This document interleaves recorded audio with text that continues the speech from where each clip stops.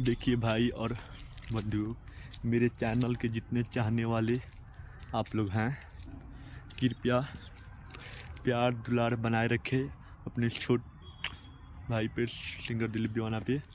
मेरे channel Bhojpuri lover 2 में आप लोग का स्वागत है।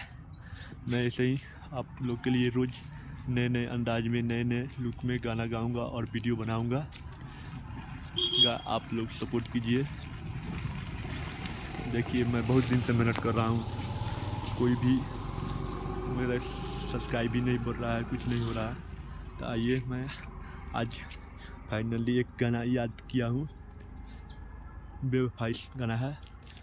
एक लड़की अपने आशिक को छोड़कर जा रही है, तो आशिक क्या बोल रहा है, कैसे बोल रहा है, कैसे उसको कह रहा है। आइए, मैं सिंगर दिलीप दीवाना आप लोग को सुना रहा हूँ।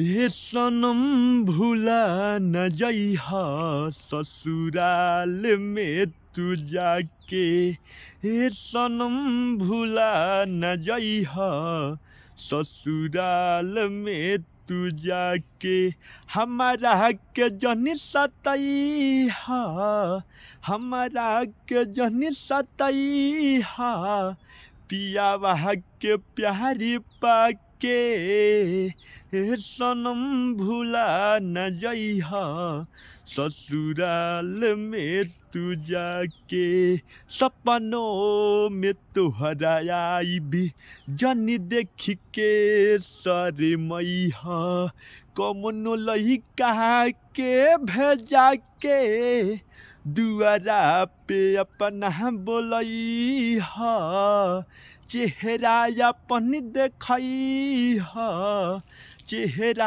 अपन देखइहा, घूंघटा तनी हटा के, ए सनम भूला न जइहा ससुराल में तू जाके, हमरा के जन सतइहा, हमरा के जन सतइहा, पियावा के प्यारी पाके, सोचले रही जे सपना भइल ना हो पूरा, अपना प्यार के कहानी रह गइल आधा अधूरा, हमरे से प्यारी करिहा, हमरे से प्यारी करिहा, फिर अगिला जन्म में आके, ए सनम भूला न जइहा ससुराल में तू जाके।